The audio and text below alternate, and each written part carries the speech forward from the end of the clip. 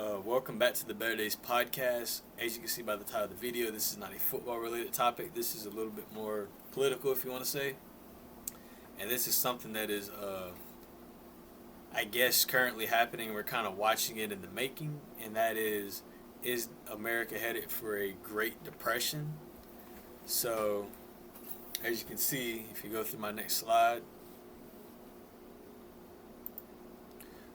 there's some very interesting parallels going on. So let's talk about it. Is history repeating? So as you can see, there's a lot of dates and stuff, but it's actually really important to recognize the events that took place during the time. So as you can see, 1918 to 1920, Spanish flu. This resulted in 20 million to 50 million estimated deaths. They don't have like a good number on it, but that's who they suspect died. We compare this to March 2020 to May 2023, COVID-19 pandemic resulting in 7 million deaths. So obviously, as far as the death toll, nowhere near. But once again, this is history repeating, and the timing of it isn't too far off, and how long it lasted isn't that far off either. Spanish flu seems to have occurred, for 2 years. The pandemic we recently experienced lasted for a little bit over 3 years.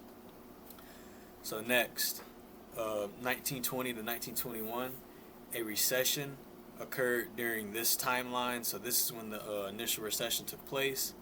And versus here, you have 2025 and 2026. There are talks of a recession, and concerns are on the rise. So once again, timing is pretty important. A lot of this is going on during the 1920s, which is kind of alarming if you ask me. Next, 1929, unemployment rate was at 3.2% versus 2025 unemployment rate is at 4.2%. So obviously the unemployment rate is a little bit higher. Once again, similar timeline.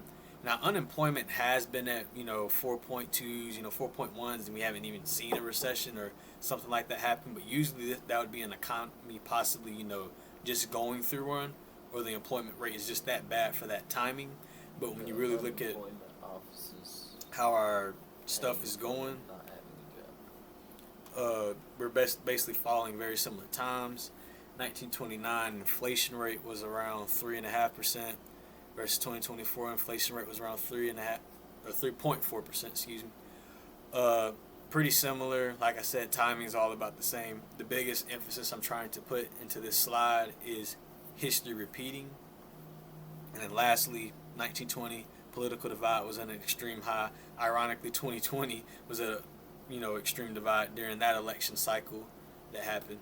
So as you can just see from this slide alone, you already see the theme and what's really going on. Everything is oddly going on script as it was 100 years ago, and you have to start questioning, are we going to learn from 100 years ago, or will we inevitably go down the same path thinking that we could do something just a little bit different, or it won't happen to us, or be in that kind of mindset, and then it actually happens.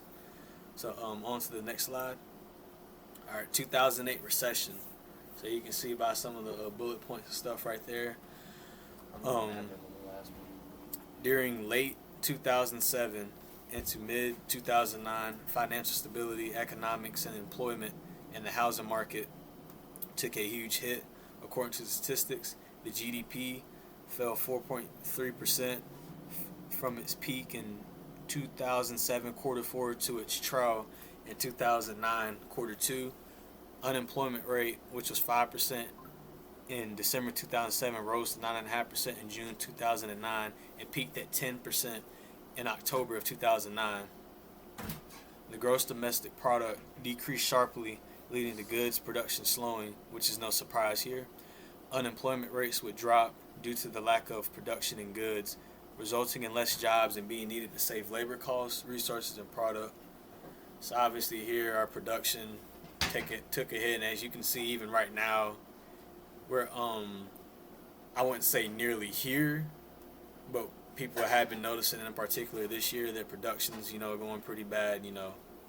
Unemployment's at a not all-time high, but we're definitely at a point where it can be if the right pieces basically go down.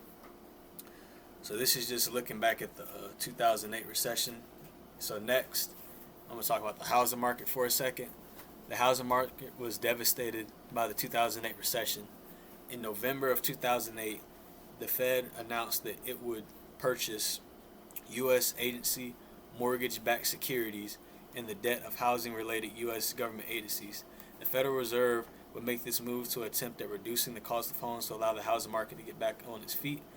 The program's main objective was to lower private borrowing and long-term public borrowing rates. After purchasing the mortgage-backed securities, the Federal Reserve purchased approximately $1.75 trillion of long-term assets, with the size of the Federal Reserve's balance and sheet increasing by slightly less because some securities on the balance sheet were maturing at the time. The Federal Reserve's actions would soften the impact of the recession and give the people a chance to buy homes at an affordable price. The plan would work, but it did take some time to fully kick in.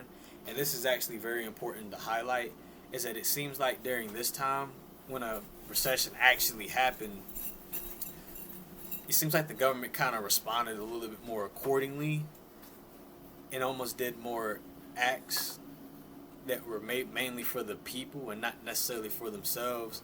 And you kind of look at it now, it's definitely been more about people just talking about their own egos and who's basically saying, like, how can I word it? Basically, people are trying to put themselves in a position where they're saying the other side's worse, and that's why you should come to me. And it's not really proving anything when you're just fighting and not actually trying to come to some kind of terms that, hey, there's something just going on in general. And if we keep trying to split it down the middle and want to put the full blame on one side and the next, it's just going to lead to more divide, which is the point. And then lastly, the U.S. decided to implement the acts that would relieve the financial crisis and get its citizens back on the right track. The programs added were the Economic Stimulus Act of 2008 and the American Recovery and Reinvestment Act of 2009. The Economic Stimulus Act would give tax rebates and business investment incentives to relieve the working class. The American Recovery and Reinvestment Act would stimulate the economy and make new jobs. So this isn't really nothing new or nothing you should be surprised at. You know, during a time of this, if employment's down, they're going to try to find a way to get jobs back. So this isn't anything new, done plenty of times. And then lastly, for the 2008 recession, was a rough time, but it seemed that the effects of the recession didn't ruin people's opportunities to be employed and afford a house and live in the American dream. And I put that in quotations because obviously even now we're seeing that however it was, 50s, 60s, maybe even you consider the 80s if you want to go that far, 90s, it's just not been the way people have seen life. And it's like the perspective and how to live is definitely went from being comfortable and wanting to do what you want to more of a survival, almost like you're in a tribal kind of mindset, which is just strange. And that's how America has been sold really just globally. But then you actually come here and it's not like it's terrible. We've seen places, third world, etc. But you would even consider, with the resources that the U.S. has, how are people, struggling this much? And then I kept typing here. The government responded accordingly by adding federal programs like the American Recovery Act and the Economic Stimulus Act, along with the LSAP, which was the large-scale asset purchasing program. It seemed that our political leaders at the time reacted, responded to the people rather than taking advantage of the economic situation to profit. Not to be fooled, a wealthy gap would, that already existed would start to get bigger and would foreshadow our future to come. So before we hop off out here, any thoughts you have about whatever's going on here? All right, we'll go on to the next slide. The only thing that I would say in there is when you were talking about the unemployment rate before, the big difference between then and now would also be like your unemployment offices that pay for the people who don't have don't have jobs. And and that branch were also spending more money than we would have back then, but the poverty level is nowhere near as bad as it would have used to been, as well as there hasn't been much talk about the divide between the rich and the poor. Yeah, I don't know. Are you going to get into any of that? Like the divide of how much money they have versus we have? Now, that can come into this video. I might do either a separate or during our conclusion. You can kind of suggest a little bit, but I get what you're trying to say. So we might come back and make something like what do you call it? Like how big is the gap between the rich and the poor of America? Something like that. We'll come up with something. Yeah. But I'll go ahead and bring it to the next slide here. Yeah, that's cool. All right, so is a recession coming? As you can see, you got tariffs, taxes, inflation, country versus country, which this can be external, which just for example, not saying this is going to happen, but let's say whatever, U.S. declares war on Mexico or Canada for some weird reason, that's country versus country. And then we know what civil is. Plenty of countries have civil in the job market. All right, so in the article, Recession 2025, watch how to prepare. So this is written about like August, I want to say, when I found this. It said, advice and warning is giving to the reader. So I'm going to go ahead and warn you, there are going to be some things you may not like. They're going to be whatever, but in reality, it's more about the message and not who, because I feel like if we lose translation of the message, then people's predetermined thoughts about certain people or policies, whatever, it's just going to get in the way of your thinking, and it's like blocking some of that mental clarity that's definitely needed when you're trying to look at just preparing yourself. Even if you don't think a recession happen, I hope it doesn't happen. Heck, I'm about 19. I'm trying to like get myself right, get my education and different things like that. I don't feel like I need to be struggling to try to even stay in an apartment or get a job, etc. But it's important to just be politically aware. It's not about being conspiracy and this and that. It's literally just looking at the world and just paying attention to trends. And you can obviously agree with that. It's not that deep. I don't get it, but all right, keep going. The author highlights key details that can contribute to the recession, like tariffs, taxes, inflation rates, country. We already said that. And Duggan gives the blueprint on the odds of a recession occurring and what to do during a recession. So first, during the midst of the trade war, Duggan highlights on August 7th, Trump implemented reciprocal tariff rates as high as 50% on dozens of U.S. trading partners. Trump has also imposed and threatened to impose even higher tariffs on specific materials, including copper, steel, aluminum, automobiles, and pharmaceuticals, pretty big essentials to the country. The objective of these tariffs is to decrease the trade deficit and build revenue and fortify domestic industries. However, countries like China enforce reciprocal tariffs until a trade deal was set and agreed upon. We know this happened way back, April, March? Mm-hmm. Way back, so that's still old. Going on. It's not old, but as far as like that last little bit already happened. So once again, as I've previously stated, I already know some people, oh man, you're just hating on tariffs. And no, it's not me hating on it. It's just the fact that if you do stay on the trend, then things can actually get bad. And you got to just realize that you can't look in like a week window. When it comes to the day's time, you want to be 5-10 years ahead of the game, so to speak, because you will notice this with the billionaires. Like I said, we'll definitely get a video like that popping out. But next, Duggan mentions the U.S. economy added just 73,000 jobs in July. May through July stretch now represents the weakest 3-month period of U.S. job growth since the 2019 pandemic shutdowns. The U.S. job market this summer did see good growth in July, yet the employment rate still saw a decline. This just indicates that even 5 years removed from the pandemic, or the initial of the pandemic, and the job market just isn't certain instability right now, with unemployment still being pretty high. So as you can see right here, the market's just not where it is. People are struggling. People personally, it's getting to a point people can't even get a job at Walmart, at a grocery store, some grocery store, gas station, etc. It's like even the simple jobs, it's hard to get, and it's just not going well for the job market. Just people haven't been able to recover, and it's definitely unfortunate to see. All right, next. Lastly, Duggan gives out advice on what stocks to invest during a recession as quoted. And I'm going to obviously ask what he thinks about this afterwards just to get him a better idea what's going on. Utility stocks, healthcare stocks, and consumer staple stocks are considered defensive investments because their earnings tend to be insulated from economic cycles and swings in consumer confidence. Being aware of what to invest during recession is important to minimize the damage that consumers are affected by. Understanding long-term investing, where to allocate your money, will be the difference between losing your assets versus being able to sustain order during the economic recession. The biggest warning is to pay attention to what long-term investors are doing. So what are your thoughts on this? My thoughts are, if you was to invest, I would hold money, but that was perfect time to invest is during that because everything's going to be really cheaper, but more expensive. So you might need that money, but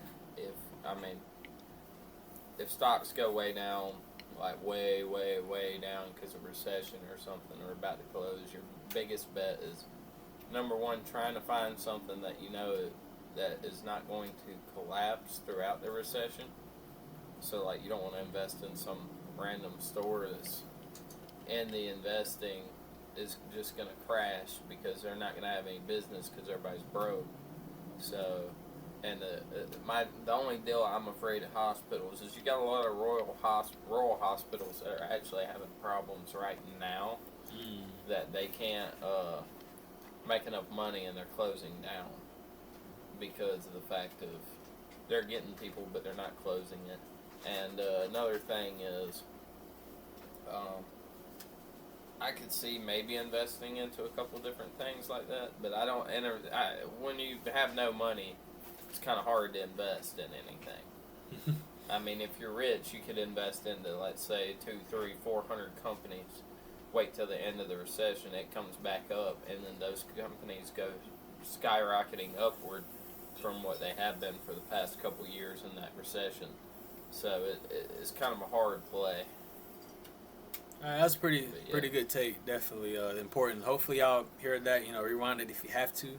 But his thoughts differed just a little bit from him. But he, this wasn't terrible advice. So that's why I always even say this.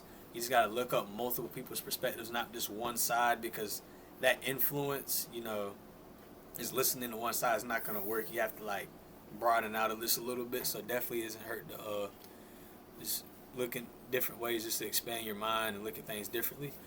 And then lastly, to sum up this information, the key ingredients and signs are visible when it comes down to preparing for a potential recession. Educating and prepping when to combat a potential recession is a smart move that can literally pay dividends once the recession concludes. Sometimes it is better to know something and not need it than it is to need something and not know it. And that's just the overall point of this video, is to tell, you can go to the next slide if you want to. It's just to tell people, it's better. We're not trying to spread negativity. We're not trying to spread fear. We're not even trying to spread misinformation, if we're being real with you. We're trying to just look at the signs compared to times in the past. As scientific as possible, looking at it and trying to look at, what exactly we have next coming up that we feel could be something coming up, or we're just trying to be transparent and factually correct with this stuff. Yeah, this isn't to put out fear, be like, man, this isn't left versus right, and all that demographic or that kind of swing that happens in politics now, where it's you have more of a it's our side or their side, or the lesser of two evils, which doesn't, if somebody runs for president but they're not part of one of those two parties, they're not going to win because they're not this or they're not that. Yeah, they don't fit the mold. We encourage the thinking of, hey, maybe they would do a good job, and also they're neither one of these two idiots up here, Yeah, but pretty much. If you want to, I don't know, you want to comment anything, or you want to end it here with? Oh no, I'm about to look at these final thoughts. Okay, I guess. That's why I actually go to the next slide. Yeah. So, how close are we to a recession after digging up the evidence? So, do you want to do this on a scale of 1 to 10 or a percentage? How close you think? Sorry, I missed that last piece. Do you think, what's the best way to do it, at a scale of 1 to 10 or a percentage of a recession happening? Oh, of a recession happening? I'm not sure. The biggest deal with the recession is, will there be a bunch of money flooding in the market? Stuff like that. It's kind of a hard thing to put a percentage on for me. I'd say it's very possible it could happen, but it's a lot So maybe like... a 1 to 10 odds, what you think? Well, that's what I'm saying. I don't know. I'd have to actually look at a lot of different charts and stuff that you kind of read this episode a lot. There is a good chance of it happening. I'll say that. There is a good chance. That doesn't mean go hunker up and buy a bunch of shit. Mm-hmm. But, like, there's no cause for complete and total panic. But, you know, it is something we do need to keep in the back of our minds. Like, hey, if this does happen, I need to kind of be prepared for this. If that makes sense. Yeah, that basically kind of, it definitely highlights how I was saying earlier that it's just really just preparing yourself. It's really no other way to explain it. But once again, like, that's why I'm saying we're not trying to spread this misinformation or draw up fear. We just want people to be aware and not know what to do when the time actually does come, if it happens. So next, we'll talk about how long will the recession last if it does happen. So if a recession were to take place now, how much time do you think is going to happen? Months to years? What we looking at? If a major recession, I can see a minor recession. They happen all the time, like your little minor drops or whatever. But if we had a major recession, it would be kind of hard to pull back out of, and it's going to be a lot to do with a bunch of billionaires' money. Pretty what much. They decide to do with it. But it'd probably last a year to way longer. It all depends on it. And it depends on if the recession turns into more of a depression. And the one thing that drives an economy more than anything, too, and if you're looking at like the news and everything else, the thing that got us out the depression to begin with was the war. War is like a generator for money. Believe it or not, it is a pretty big generator for money. So we'll just have to see what happens. And then our next question is, what are the long-term impacts of a recession in today's time? So what I mean by this is that the recessions happen. I think it's done. After the recession's officially declared it's over, how long do you think the impacts will last until at least the average American is somewhat stable or can be considered financially balanced, if you want to label it that way?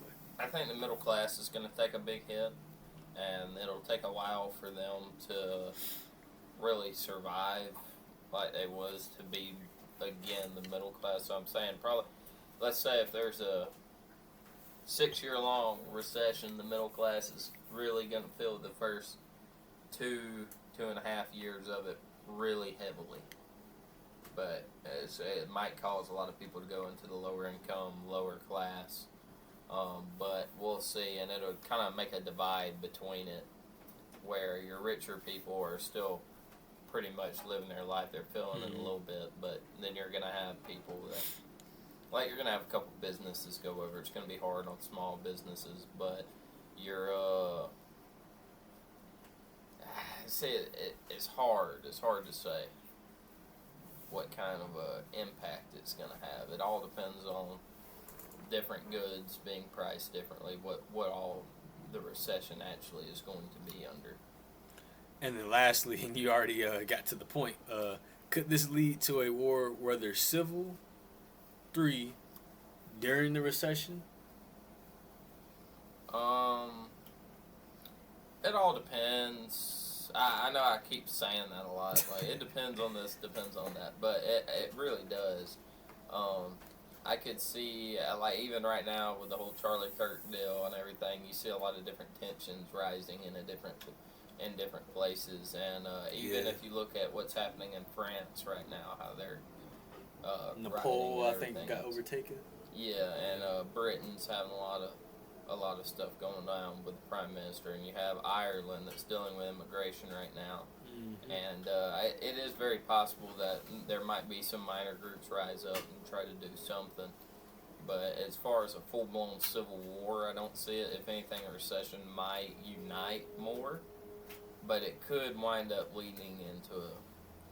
It's either going to do this. It'll wind up uniting the country as like, hey, we need to come back together. We need to figure out what exactly is going on, and whoever's president during that time who actually, when things start looking lighter, is going to be known as like the greatest president ever, like, you know, like Reagan or somebody like that, how they led through that depression and kind of towards the end of it come out of it. Then they're going to be the ones to take all the fame and all for it, when in reality it was just kind of the move that needed to be made during that time. And it also, like, I think it depends on mainly whether or not we go to war. And if we do go to war, I feel like the country's going to unite better. But in the event that we didn't go to war and we're just sitting here in this recession, we're not going to have that whole, these guys are the bad guys type deal. We're going to, our people are going to start thinking more like, what the hell is going on?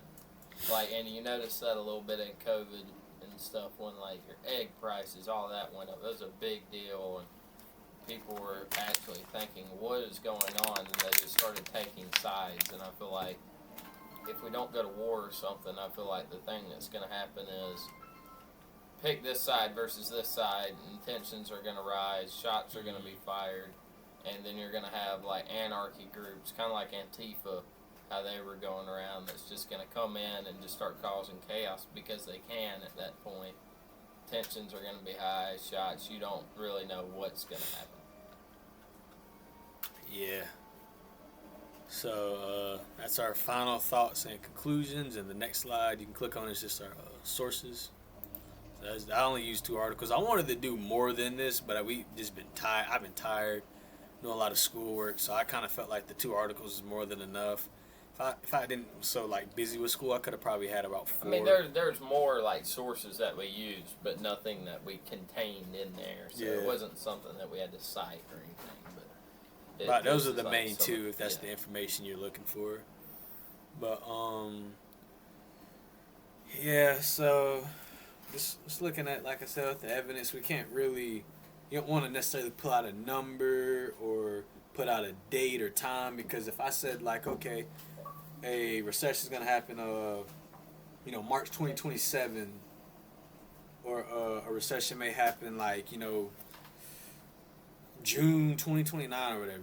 I can't just necessarily just pop out a date unless I'm like sure or something, because then that puts fear into people, makes people feel like they're under a timeline. Yeah. People may start doing just random things out of character. And then like I said, also with the percentages, I mean, I have a decent percentage in mind, but it probably would be best not to say it, just so I don't incite any fear. The real point of this channel, obviously other than the football entertainment, we want to bring awareness to what's going on. And just being aware and being in fear are like 2 totally different things. So, as you can see, that was our video for Is the U.S. Headed for Depression? Little interesting topic that's been floating around for really the past couple of years, heightened this year. So we decided it was probably the best to speak about it, see what's going on, see how true it is. Is it the media blowing it up? Are the people's voices being faked? Are they being heard, etc.? So just looking at this, this is definitely a different kind of video that we want to do, and we want to put more content out like this. We want to be able to connect more, because I feel like these are personal things that we go through, and this is a more of a relatable kind of topic to talk about, because this isn't just like, this impacts just a couple of people. It's going to impact an entire nation. And like you said, a lot of people, if it does happen, will feel it. So once again, thank you for watching the video. You can subscribe to the channel or go to the Instagram, which is the Better Days Podcast. There we'll be posting more sports content. Here it'll be a mix of sports, maybe a little bit of I don't want to say politics. I'd rather just say like a world view or just, world news, so to speak. But we also want to just do other fun projects and different things like that to come out. But once again, thank you for watching this video, and Better Days signing out.